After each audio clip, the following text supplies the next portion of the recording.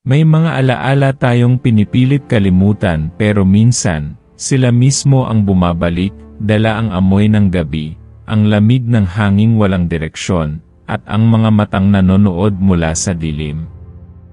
Pagod na ako noon, hindi lang dahil sa trabaho, kundi sa paulit-ulit na pagkatalo sa buhay.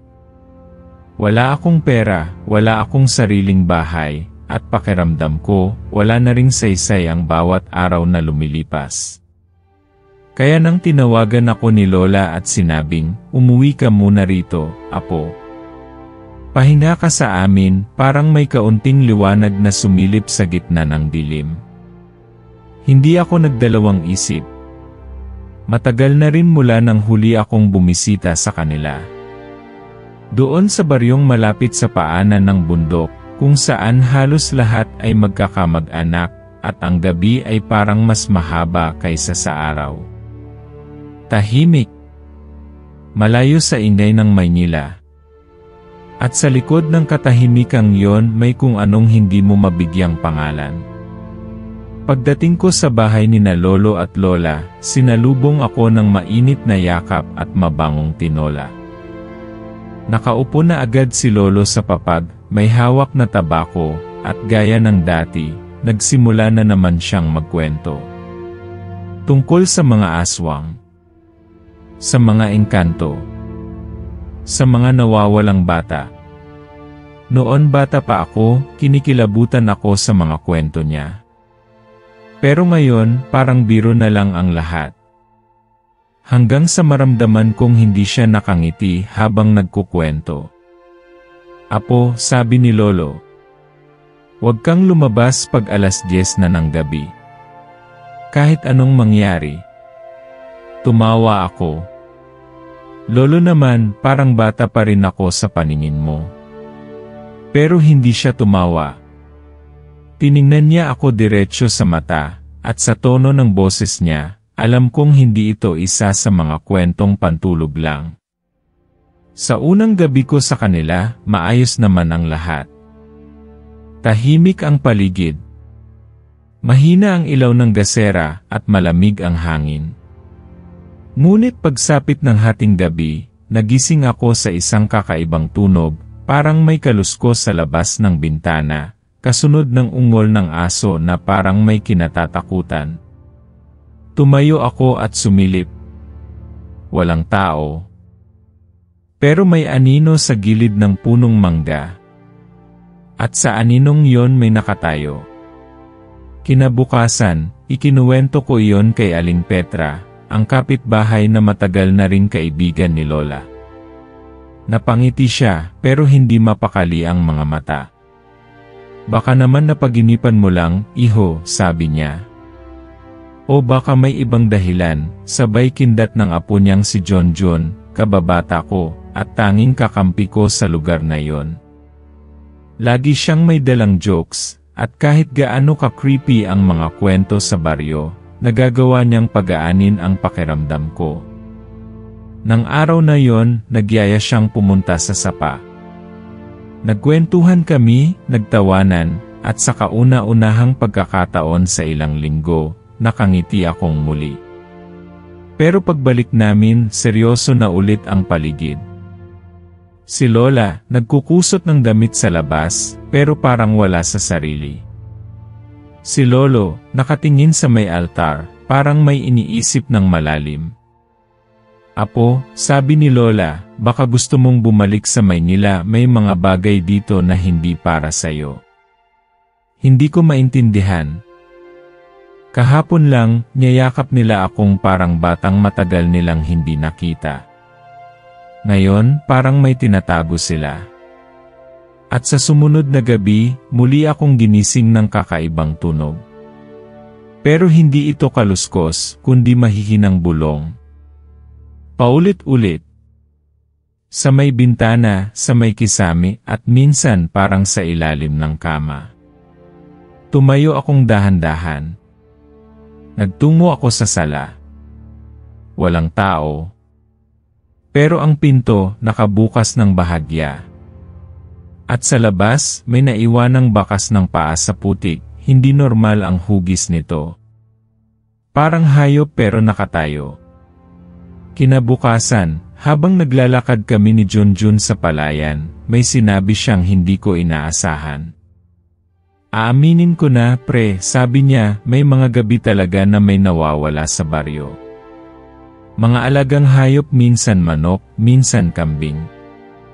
Tapos kinabukasan, butot balat na lang. Bakit walang nagsasabi? Sanay na raw sila, sagot niya. At isa pa hindi nila gustong pag-usapan. Kasi kung sino mang nagtatanong siya ang sunod. Natahimik ako. At mula noon, parang lahat ng bagay sa paligid ay nagbago. Ang mga mata ng mga tao sa baryo, parang may itinatago. Si Lola, palaging may inaalay sa puno ng mangga tuwing gabi. Si Lolo, palaging nagdadasal ng paulit-ulit sa harap ng lumang imahen ng Santo Niño na may lamat ang mukha. Hanggang sa dumating ang gabi ng Miyerkules. 10:30. Nasa kwarto ako. Pinilit kong matulog. Pero may narinig akong kalabog mula sa likod ng bahay. Sinilip ko. Wala. Pero paglingon ko sa salamin, may babaeng nakatayo sa likod ko. Hindi ko nakita ang mukha niya. Pero puti ang damit. Basang-basa ang buhok. At may dugo sa mga palad niya. Pagbaling ko, wala na siya. Bumalik ako sa kama, nanginginig. Humiga ako. Pumikit.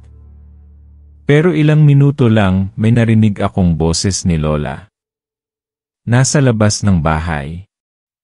Apo. Apo, buksan mo ang pinto, pero nang silipin ko sa bintana natutulog si Lola sa duyan. Mahimbing. Walang gumagalaw. Kaya sino yung nasa labas ng pinto? At doon ko lang napansin, nakalimutan kong isara ang kandado ng pinto. May marahang kaluskos. May aninong lumalapit. At bago ko pa man maabot ang kandado, biglang bumukas ang pinto ng dahan-dahan. At ang una kong nakita ay ang mga matang parang gutom na hayop. Mula ng gabing may kumatok sa pinto, na hindi si Lola, hindi na ako mapakali. Kahit sinasabi ko sa sarili kong baka bunga lang ito ng pagod at imahinasyon, may parte sa loob ko na alam ang totoo, may mali. Malalim. Matagal na. At hindi basta-basta.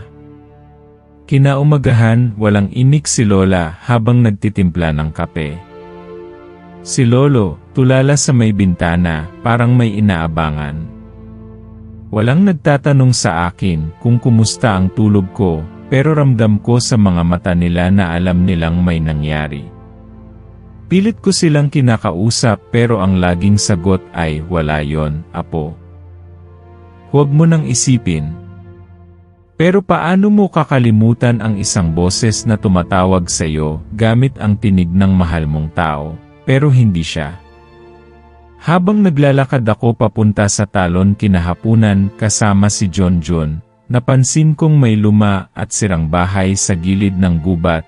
Halos natatakpan na ng mga damo at baging. Anong bahay yan? Tanong ko. Saglit na tumahimik si Junjun. Bahay daw ng kapatid ni lolo mo dati. Pero matagal nang walang pumupunta diyan. Huwag mo nang alamin, pre. May nangyari ba? Tanong ko. Umiling siya. Sabi nila, may isang gabi raw na may nagsakripisyo ng buhay para protektahan ang buong baryo. Simula noon, may ipinagbawal ng buksang lihim. At yan daw ang simula ng sumpa. Sumpa? Hindi na siya sumagot. Tumingin lang siya sa akin ng matagal. Para bang may gustong sabihin, pero may humihila sa kanyang huwag. Pagdating namin sa talon, tahimik ang paligid. Malinis ang tubig. Pero sa ilalim ng katahimikan, may kung anong alingaw-ngaw. Hangin ba? Huni ng ibon? Hindi ko alam. Pero parang may bulong na di ko maunawaan. Maya-maya ay lumapit si Junjun sa isang bato sa tabi ng batis. Dito raw huling nakita yung nawawalang kambing nung isang linggo, sabi niya. Pero may iwan daw na kakaibang bakas. Parang kamay pero mahaba ang kuko. Bigla na lang lumitaw ang isang matandang babae sa likuran namin. Magsasaka ang ayos niya, nakasuot ng lumang saya at may balabal. Ngunit ang mga mata niya hindi normal. Maliwanag, parang buwan sa gitna ng itim na gabi. Anong ginagawa niyo rito? Tanong ng matanda, malamig ang boses. Nagulat kami pareho. Pasensya na po, Lola, sabi ko. Nagpapahangin lang po kami. Lumapit siya sa akin. Tiningnan ako mula ulo hanggang paa, tapos mumiti. Ikaw pala yon. Apo ng Hilario. Hindi ko akalaing babalik ka. Napakunot no ako. Kilala niyo po sina Lolo? Umiti siya muli. Kilala ko ang dugo mo, iho. At ang aninong sumusunod sa iyo. At bago ko pa siya matanong kung anong ibig niyang sabihin, iniabot niya sa akin ang isang bagay, isang lumang kwintas na may nakalagay na mutya, kulay bughaw at parang may liwanag sa loob. Bantayan mo yan. Pag sumapit ang 14 na gabi, doon ka susubukin. Biglang may humampas na malakas na hangin. Pagsilip ko ulit sa lugar kung saan siya nakatayo, wala na siya. Parang naglaho. Kinagabihan, habang hawak-hawak ko ang kwintas, hindi ako mapakali. Tinanong ko si Lolo kung may kapatid ba siyang nanirahan sa gubat. Tumitig lang siya sa akin ng matagal. Pagkatapos, marahan siyang tumayo, kinuha ang bote ng lambanog, at nagsimulang magsalita. Noong bata pa kami ng kapatid kong si Hernan, kami ang bantay ng bundok. Hindi yan kwento ng matatanda lang, apo. Totoong may mga nilalang na hindi mo makikita sa syudad. At kami ang pinili para pigilan silang lumampas sa hangganan. Hangganan? Tumango siya. May linya sa pagitan ng mundo natin at mundo nila. At isang gabi lumampas ang isa. Hindi lang basta aswang, kundi ang tinatawag na kandiling itim. Siya ang pinuno ng mga nilalang na gustong pumasok sa mundo ng tao at manirahan dito sa kadiliman. Pinatay niya ang mga hayop. Dinukot ang bata. Hanggang si Hernan, kapatid ko, ang nagsakripisyo. Natahimik si Lola, huminto sa paghahanda ng hapunan. Nagsalita siya, halos pabulong. Nangyari iyon sa ilalim ng dugot buwan. At bago mawala si Hernan, iniwan niya ang mutya na pinasa ngayon sa iyo. Ibig sabihin, ikaw na ang susunod. Napailing ako. Hindi ako yon. Hindi ako katulad nyo. Ako'y simpleng tao lang. Gusto ko lang magpahinga rito, maghanap ng katahimikan, tumayo si Lolo, at sa unang pagkakataon, nakita ko ang galit sa kanyang mga mata. Wala kang pagpipilian. Dahil pinili ka na ng dugo mo. Tumakbo ako palabas ng bahay. Galit, gulo, takot, lahat nagsisiksikan sa dibdib ko. Gusto kong iwan ang lahat. Umalis. Takasan ang nakaraan nila. Pero habang naglalakad ako sa dilim ng gabi, may narinig na naman akong tinig. Hindi kagaya ng boses ni Lola kagabi, mas malalim, mas matalim. Halika apo ni Hilario, napalingon ako. Sa gilid ng daan, sa pagitan ng mga puno, may aninong dumudungaw. Maliit ang katawan, parang matanda pero may pakpak. At sa ulo nito, may korona na gawa sa buto. Ang oras mo'y lumalapit na, sabi ng nilalang. Ang kandiling itim gising na muli. Tumingin ako sa hawak kong mutya. Lumiwanag ito. Uminit.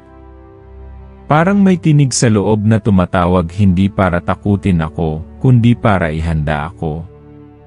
Pero sa sarili ko, alam kong hindi pa ako handa. At sa huling paglingon ko sa anino, wala na ito. Pero sa ere, naiwan ang amoy ng nabubulok na laman at abo ng mga alaala. Hindi ako agad nakatulog nung gabing yon. Nakaupo lang ako sa gilid ng kama, hawak-hawak ang mutyang biglang nagliwanag kanina.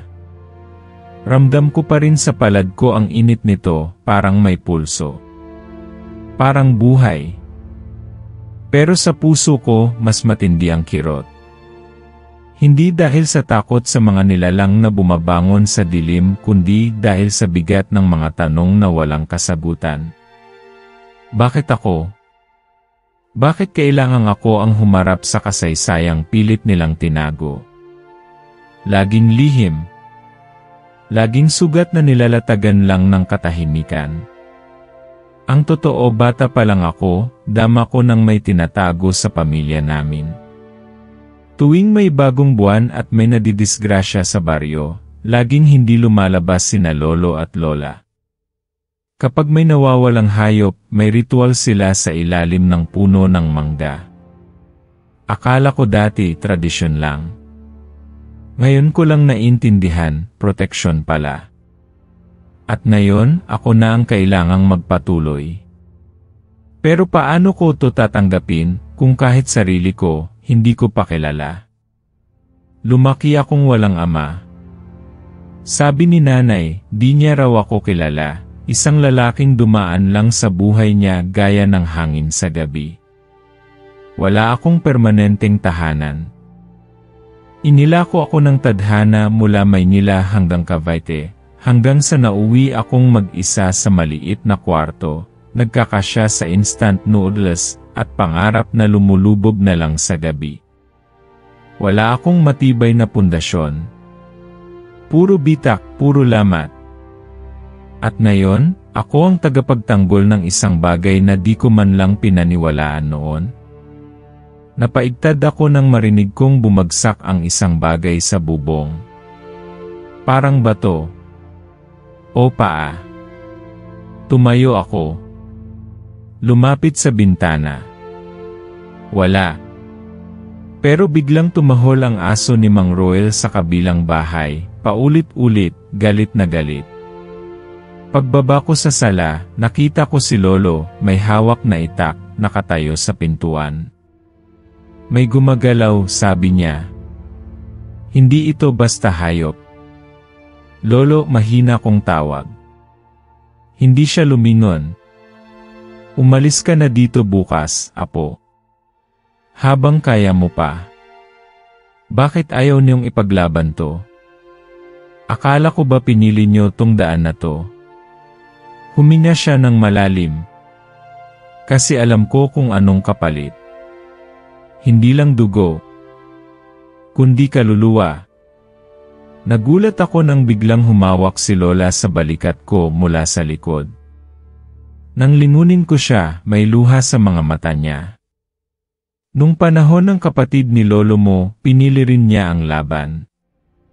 Pero nawalan kami hindi lang ng anak, kundi ng sarili naming katahimikan. Minsan, hindi sapat ang tapang. Hindi ako sumagot. Ayoko ng drama. Pero mas ayokong itakbo ang takot. Kinabukasan, pinilit kong umalis at humanap ng sagot. Dinala ko ang mutya at muling bumalik sa talon kung saan ko unang nakita ang matandang babae. Wala siya roon. Pero habang lumilibot ako, may napansin akong bakas ng paa sa putik. Maliit, parang paa ng bata, pero may 4 lang na daliri.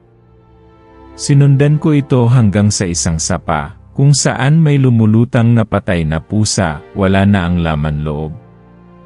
Napaatras ako. Nang lumingon ako, may nakita akong anino sa kabilang puno. Mabilis. Parang gumagapang sa lupa. Hindi ako sigurado kung tao o hayop, pero ang hangin ay nag-iba. Parang may sumisitsit. Lumapit ka, sabi ng boses mula sa likod ko. Napalingon ako, isang matandang lalaki, nakasuot ng damit albularyo, may mga palawit ng buto at dahon sa leg. Hindi ko alam kung sino ka, sabi ko, pero kailangan ko ng tulong. Alam ko. Minamatyagan kita simula pa nung bumalik ka rito. Tinuro niya ang mutya. Iyan ay hindi laruan. Hindi rin simpleng proteksyon. Iyan ang huling piraso ng selyong tumatali sa kandiling itim. Paano yon? Nang isinakripisyo ng tiyuhin mo ang sarili niya, pinasok niya ang puso ng nilalang na yon. Ngunit hindi siya namatay. Naging sisidlan siya ng sigwa. At ngayon, unti-unti na siyang gumigising. Nanlamig ang batok ko. Si Hernan buhay pa. Hindi na siya ang dating siya. Isa na siyang anino ng sariling pagkatao. At kung mabuksan ang mutya, mapapalaya siya. At kasabay niyang lalaya ang lahat ng nilalang sa ilalim ng bundok. Hindi ako makapagsalita. Gusto kong umiyak, sumigaw, tumakbo. Pero parang may pumipigil sa akin. Hindi takot. Kundi put. Galit na pinipigil ko mula pa pagkabata, galit sa pagiging walang kasiguraduhan ang buhay ko. Ngayon, may direksyon. Pero puno ng panganib. Anong kailangan kong gawin, tanong ko. Tanggapin mo ang kapangyarihang nasa dugo mo. Sa ilalim ng ika-4 na buwan, kapag sumapit ang gabing walang anino, doon mo mararanasan ang paglipat. Ngunit kailangan mong magsanay katawan, isip at puso. Magsanay saan? Umiti siya, ngunit malamig. Sa lugar kung saan sinisilang ang anino, sa silong ng lumbay. Sa pagitan ng gubat at ilog. Biglang lumamig ang paligid. Mula sa likod ng puno, may sumulpot na nilalang, itim ang balat, may mahabang dila, at mata na parang butas ng walang laman. Tumakbo ito papunta sa amin. Atras, sigaw ng matanda. Humarap siya, at may inilabas siyang maliit na kampanilya na may ukit ng mga sinaunang simbolo. Sa unang kalembang, napaatras ang nilalang. Sa pangalawa, napasigaw ito at biglang naglaho sa hangin. Huwag kang tumigil, bulong niya sa akin. Dahil hindi ito ang huli. Umiiyak na ako noon, hindi dahil sa takot, kundi dahil sa bigat ng pinapasan kong hindi ko pinili. Pero sa gitna ng lahat ng ito, alam kong hindi ko na pwedeng takbuhan ang anino. Dahil ang anino unti-unti na ring pumapasok sa akin.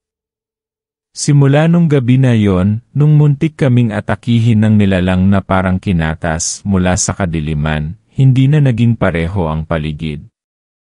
Ang hangin sa baryo ay tila mas mabigat. Ang katahimikan sa gabi mas malalim. Parang may humihina sa likod ng mga anino. Tuwing 3:00 ng madaling araw, may maririnig kang kaluskos sa bubong.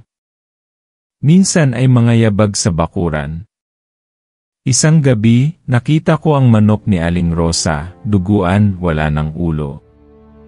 Ang mas nakakakilabot, wala namang bakas ng tao o hayop sa paligid. Para bang inagaw ng hindi kita.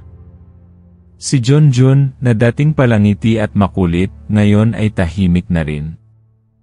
Madalas kaming magkasama, pero pareho kaming hindi nagsasalita minsan.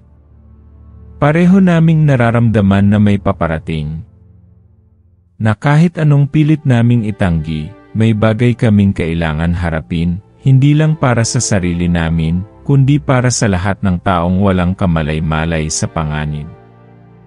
Nasa ilalim kami ng malaking puno ng akasya nang magsimula kaming mag-ensayo. Ayon kay Manggael, ang matandang albularyo na tumulong sa akin, ang mutya ay hindi lang proteksyon. Isa rin itong susi. Pero para gumana ito, kailangan kong makipag-ugnayan sa ugat ng sarili kong lakas, ang takot, ang galit, ang alaala ng pagkabigo. Kailangan mong alalahanin ang lahat ng sakit, sabi ni Manggael. Dahil sa sakit, doon nagmumula ang lakas.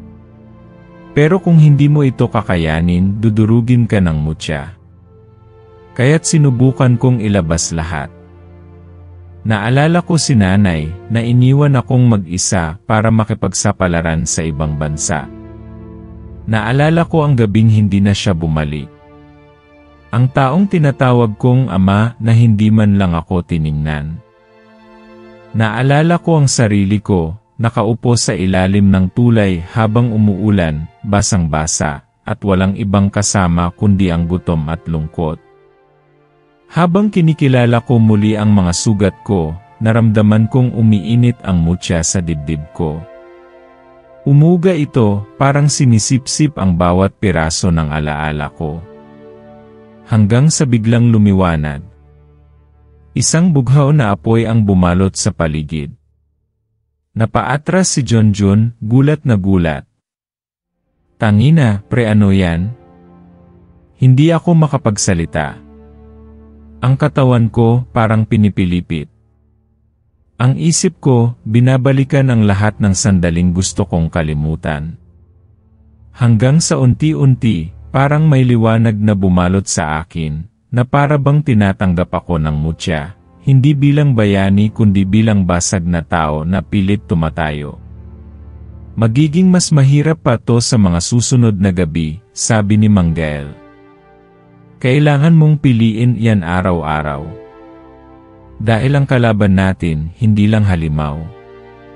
Isa siyang alaala. Isa siyang uhaw. Sa mga susunod na araw, nagsimula na kaming makakita ng mas matitinding senyales ng panganib. Si Mang Roel, natagpo ang wala ng malay sa may sapa, nakaawang ang bibig, parang may kinuha sa kanya mula sa loob. Wala siyang sugat. Pero parang wala na rin siyang kaluluwa.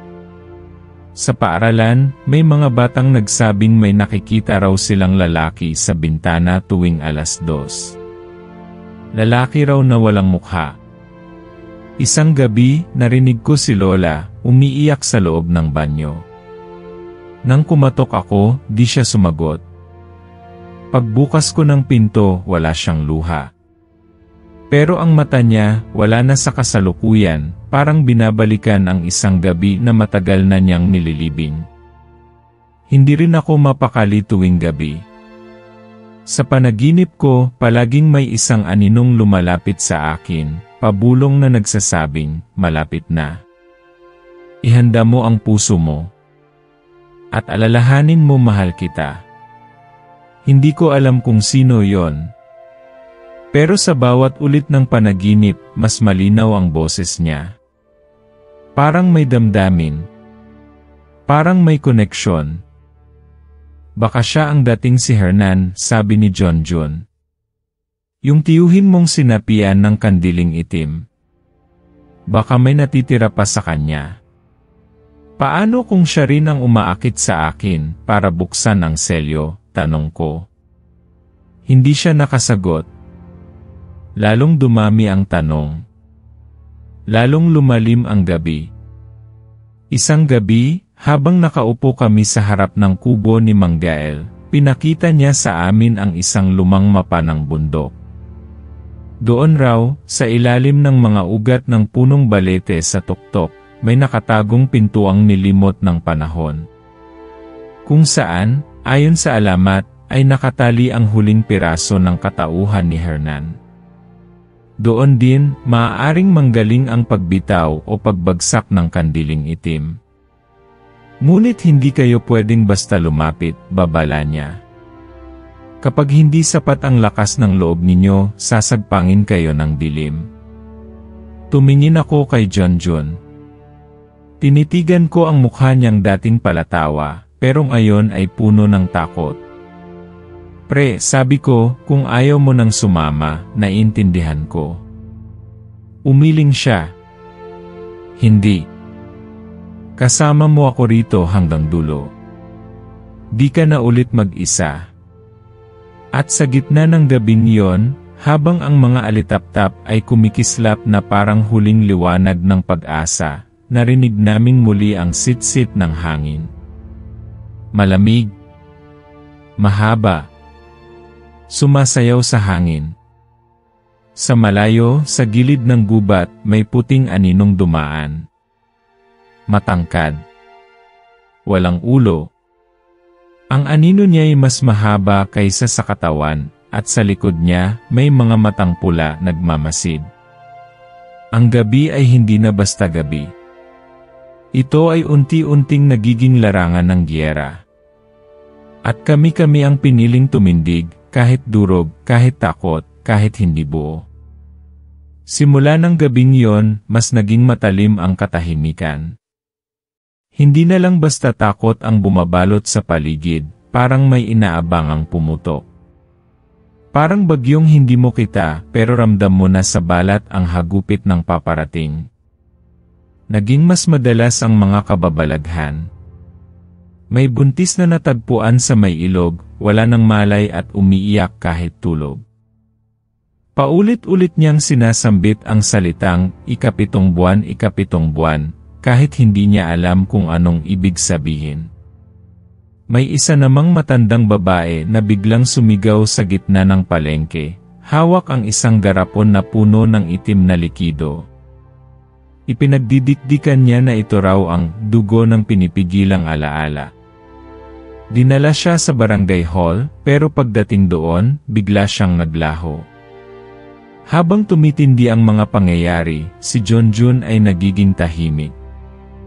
Madalas siyang nawawala. Kapag tinatanong ko kung saan siya galing, laging simpleng sagot, naglakad-lakad lang. Pero sa mga mata niya may kinikimkim. At sa bawat gabi, para siyang laging nasa pagitan ng pagpili at pagtakas. Isang hapon, nadatnan ko siya sa likod ng kubo ni Mang Gael, may kausap na di ko kilala. Nakatago ako sa damuhan habang pinagmamasdan sila. Ang lalaking kausap niya matangkad, maputla, at may pulang ukit sa braso. Isa sa mga simbolo ng kandiling itim. Hindi pa siya handa, narinig kong sabi ni Junjun. Ayokong pilitin siya. Wala kang pagpipilian, sagot ng lalaki. Ang kapalaran niya ay matagal nang tinakda. Isa siya sa kanila. Napalunok ako. Isa siya sa kanila. Anong ibig sabihin noon? Pag-alis ng lalaki, saka ako lumabas. Hinarap ko si Junjun. Sino iyon? Diretsong tanong ko. Nagulat siya, pero mabilis ding lumapit. Hindi to katulad ng iniisip mo, bakit mo ko nililihiman? Dapat tayong dalawa ang magkasama rito, pero ikaw, dahil hindi mo pa kaya, sigaw niya. Dahil kung malalaman mo ang lahat ngayon, baka sumuko ka. At ayoko na muling mawalan. Tumahimik ako. Hindi dahil naunawaan ko siya, kundi dahil natakot ako sa sarili kong tanong, ano bang totoo? Sabihin mo na, mahinang bulong ko. Ako ba isa rin sa kanila? Hindi siya sumagot agad. Umupo siya sa isang bato at saka bumulong, hindi ka lang basta tagapagmana ng mutya. Ikaw ang susi. Ikaw ang sinasalo ng selyo. Sa katawan mo ikinulong ang natitirang kapangyarihan ng kandiling itim. Parang nilamig ang likod ko. Anong ibig sabihin yan? Ibig sabihin kung mabuksan ang mutya ng buo, at kung hindi ka makalaban sa impluensya nito, ikaw mismo ang magiging bagong sisidlan ng halimaw. Umikot ang mundo ko. Hindi lang ako ang lalaban, ako rin ang maaaring maging nilalang na kailangang wasakin. Ako ang banta. Teka lang, nanginginig kong sabi. Hindi ko to pinili, wala sa pagpili to, nasa dugo mo. Gabi nang muli kaming bumalik sa kubo ni Mang Gael. Tahimik ang paligid. Wala siyang kasusual na mga halamang nakasabit sa pintuan. Walang baga sa banggera. Nang buksan namin ang pinto, nakita naming magulo ang loob. Wasak ang mga gamit. Ang mga orasyon, pinunit. At sa gitna ng kubo, may bakas ng dugo, bilog, parang simbolo. Sa sulok ng dingding, may iniwang ukit. Ang liwanag ay hindi sa lahat ng pagkakataon ay kaligtasan. Wala si Mang Gael. Napaluhod ako sa lapag. Parang biglang nawala ng direksyon ang lahat. Ang gabay namin wala. At kung siya'y kinuha, sino pa ang susunod? May nagpapalakas sa halimaw, sabi ni John, at mukhang may isa pang naghahangad na gamitin ang kapangyarihan mo sa mas masahol na paraan. Paano mo alam? Tanong ko. Hindi siya tumingin. Dahil nararamdaman ko rin ang puwersa ng mutya. At totoo nga, may bahagi ng pagkatao ko na gustong pumatay. Tahimik kami buong gabi. Sa labas ng bintana, may naglalakad na anino. Di na namin nilapitan. Dahil alam naming di lahat ng kalaban ay halimaw. Minsan, takot lang na pinapakain ng galit. Kinabukasan, dumating si Lola. May dala siyang isang lumang bowl. Pagbukas niya nito, may nakabalot na tela, lumang salamin, may ukit ng mga mata sa gilid. Ito ang huling alaala ng ina mo, sabi niya. Nang hawakan ko ito, bigla akong napatagilid. Parang may pumasok sa isip ko, mga larawan. Si nanay, bata pa, nakatayo sa gitna ng apoy, umiiyak. Isang nilalang na may mahabang sungay ang lumalapit sa kanya, pero hindi siya tumakbo. Hinarap niya ito. Sa huling imahe, ibinato niya ang isang uri ng mutya, nahawig sa akin ngayon, sa kawalan. Ang ina mo ang unang tumanggap ng selyo, bulong ni Lola. Ngunit hindi niya kinaya. Kaya ibinaba niya sa iyo bilang huling pag-asa. Pakiramdam ko, binuksan ang kabaong ng buong pagkatao ko. Ang buong buhay kong puno ng tanong, ngayon, sagot pala ang nananakit. Hindi ako basta anak sa pagkakasala. Isa akong kahon. Sisidlan. Bala. Gusto kong umiyak. Gusto kong itapon ang mutya. Pero naramdaman ko rin sa kaibuturan ko ang bigat nito. At ang liwanag sa loob. Sa gabi ring yon, muling lumitaw ang aninong lalaki sa panaginip ko. Ngunit ngayon may mukha na siya. Mukha ko. Ngunit ang mga mata itim. Walang puti. At sa bibig niya, isang ngiti na may halong pighati. Hindi mo ako mapipigilan, Anya. Napabalikwas ako ng gising, pawis na pawis. At sa harap ko si John. Gising din, hawak-hawak ang mutya. Patawad, sabi niya, pero kailangan kong malaman kung totoo ang sinabi nila. Kung totoo ngang ikaw ang magiging halimaw. At sa kamay niya, hawak ang matulis na kutsilyo. Nang makita kong hawak ni John ang kutsilyo, nanlamig ang buong katawan ko. Hindi dahil sa takot na masaktan, kundi sa posibilidad na ang tanging taong pinagkakatiwalaan ko, ang naging kakampi ko mula umpisa, ay siya pa palang pinakadelikado. Pre, mahina kong sabi, halos pabulong, huwag mo naman akong saktan, nanginginig ang kamay niya. Kita ko sa mata niya ang labanan ng loob. Hindi siya galit. Hindi siya halimaw. Pero nabiyak na rin ang tiwala niya, tulad ng pagkakabiyak ng tiwala ko sa sarili. Hindi ko alam kung sino pa ang totoo, Gio, sagot niya. Sabi nila, kapag tuluyang bumukas ang mutya, mawawala ka. At ang papalit, yung halimaw na sinasalo mo. Paano kung hindi kita mapigilan sa oras na yon? Tumulo ang luha ko.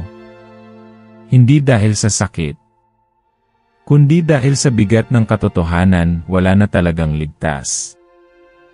Kahit saan ka tumingin, lahat ay may takot, may tanong, may posibilidad ng pagkakanulo.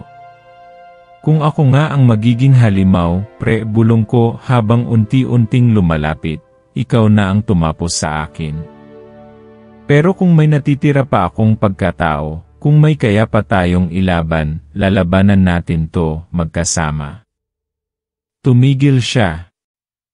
Bumaba ang kamay. Binitiwan ang kutsilyo.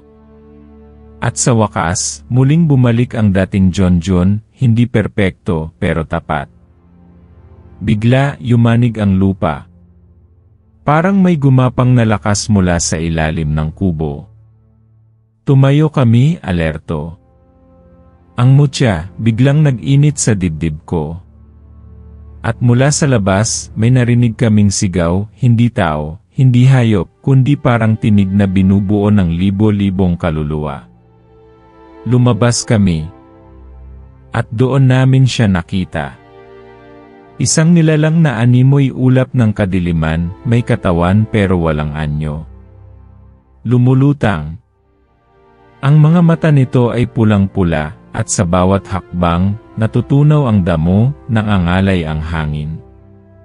Anak, isang boses ang narinig ko mula sa loob ng nilalang. Balik ka na, tinigyo ni nanay. Hindi siya ang nanay mo, sigaw ni John, humarang sa harap ko. Isa lang yang panlilinlang. Pero ang puso ko sumakit.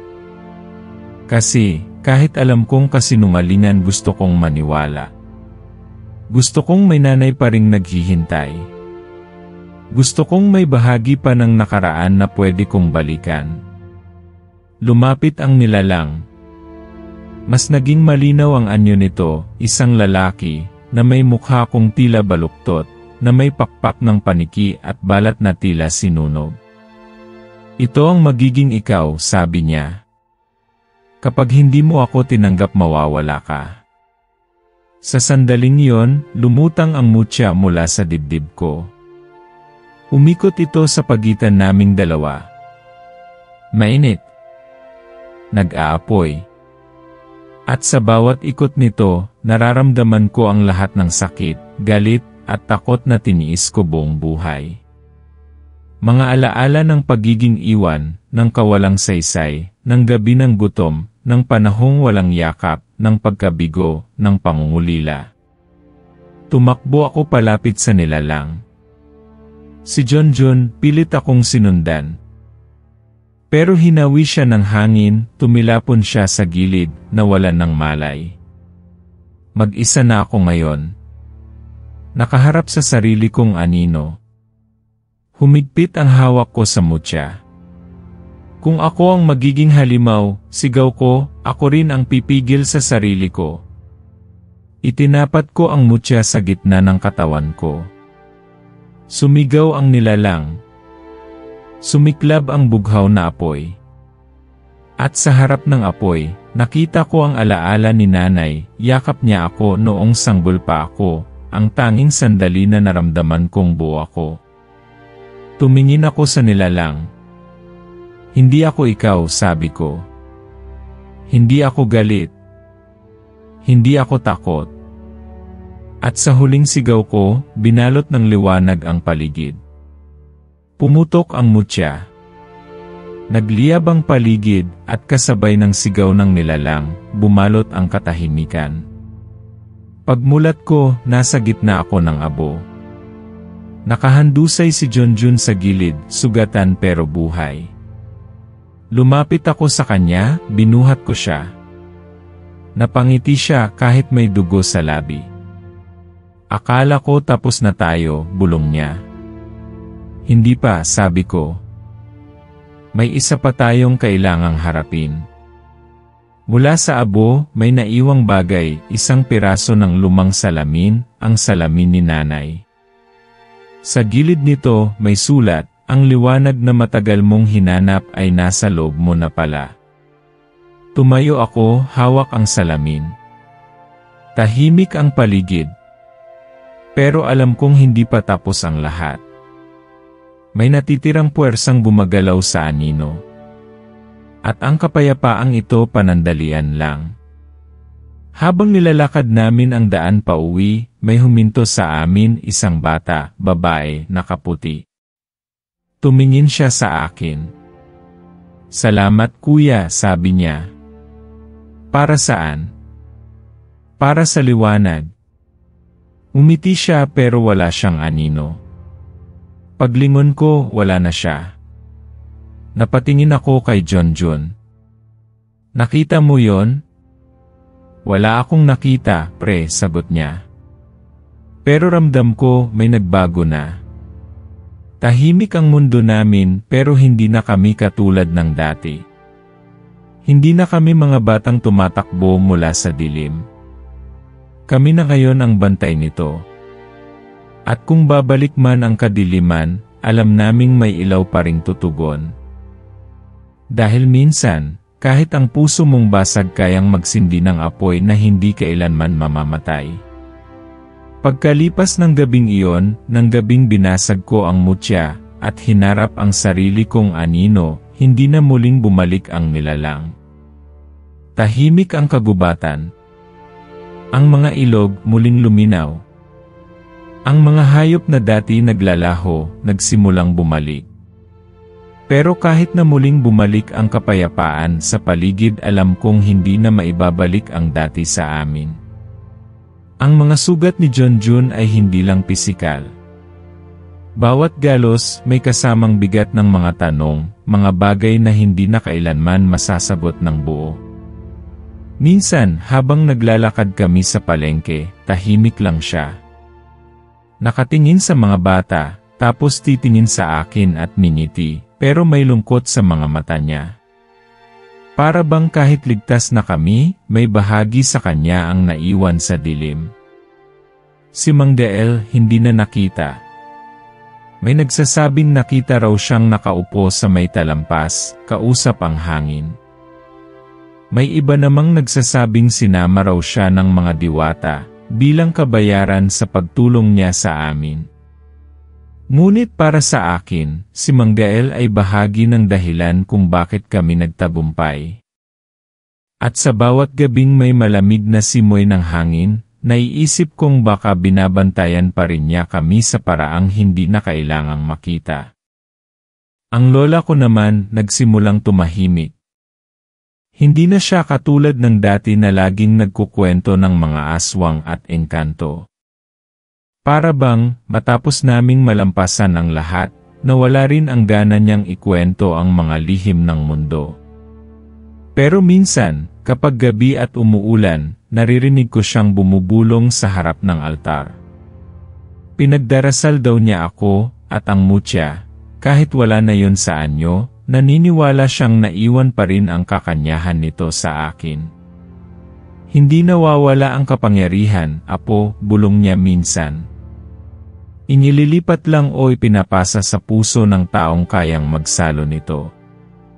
Doon ko naintindihan. Ang kapangyarihan, hindi lang nanggagaling sa mutya. Nanggagaling ito sa desisyong magmahal kahit masakit, pumili ng kabutihan kahit nakakatakot, at yakapin ang liwanag kahit ang dilim ay bahagi mo na. Minsan, bumalik ako sa ilog kung saan ko unang naramdaman ang kakaibang enerhiya sa katawan ko. Tahimik ang paligid. Walang halimaw, walang multo. Pero habang nakaupo ako sa tabi ng tubig, may dumaan sa isip ko, paano kung bumalik ang kadiliman? Paano kung sa susunod, ako na ang hindi makalaban sa loob ko? Tumingin ako sa tubig. At sa refleksyon ko, nakita ko ang sarili kong may bitbit na apoy sa dibdib. Maliit, marupok pero nagniningning pa rin. Si Junjun kalaunan ay umalis. Sinabi niyang gusto niyang hanapin ang sarili niya sa mga bundok sa norte, kasama ang mga albularyong dating kasama ni Mang Gael. Sa huling gabi niya sa baryo, uminom kami sa ilalim ng punong mangga. Baka hindi na ako makabalik, pre, sabi niya. Okay lang yon, sagot ko. Dadalhin mo naman ang liwanag natin kahit saan ka mapunta. Nagyakapan kami.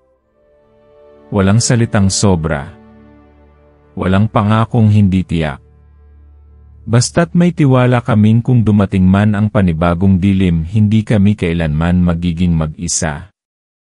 Mula noon, ako ang tumayong gabay ng baryo. Hindi bilang tagapagmana ng mutya, kundi bilang tagapagsalita ng mga kwento, ng mga nangyari, ng mga nilalang, at ng mga desisyong kailangang gawin kahit masakit. Tuwing gabi ng kabilugan ng buwan, nagtuturo ako sa mga bata. Sinasabi ko sa kanila ang totoo, na ang aswang ay hindi palaging may matulis na ngipin o pakpak minsan. Aswang ang galit na pinipigil, ang sugat na di ginagamot, ang takot na tinatago. At kung gusto mong labanan ang aswang, kailangan mo munang harapin ang sarili mo. Isang gabi, habang binabasa ko ang lumang diary ng nanay ko, na natagpuan namin sa loob ng salamin, may naisulat siyang linya na tumatak sa akin. Ang pinakamalakas na mutya ay hindi yung kumikislap kundi yung pinipili mong dalhin kahit mabigat. Naiyak ako. Dahil sa dami ng taon na hinanap ko ang dahilan kung bakit niya ako iniwan, ngayon ko lang naintindihan, hindi siya tumakas. Sinakripisyo niya ang lahat para magkaroon ako ng pagkakataong pumili. At pinili ko ang ilaw. Ngayon, tuwing gabi, may dumadaan pa ring hangin sa may bintana ng lumang bahay ni Lola. Minsan, may nararamdaman akong presensya, di naman masama, pero makapangyarihan. At minsan, may batang boses na naririnig ko sa panaginip ko, humahawak sa kamay ko at sinasabing, hindi natatapos ang dilim. Pero kaya mo na ngayon. Kaya na nating lahat. At kapag nagigising ako, hindi na ako natatakot. Dahil minsan, ang tunay na kalaban ay sarili mong anino. At kapag nalampasan mo yon, kahit wala ka ng mutya sa palad mo, may liwanag kang dala na hindi kailanman mapapawi. At sa mundo kung saan ang dilim ay palaging nagbabalik, ang pinakamahalagang tanong ay hindi kung lalaban ka, kundi kung sino ang pipiliin mong maging kapag wala nang natitirang liwanag kundi ikaw.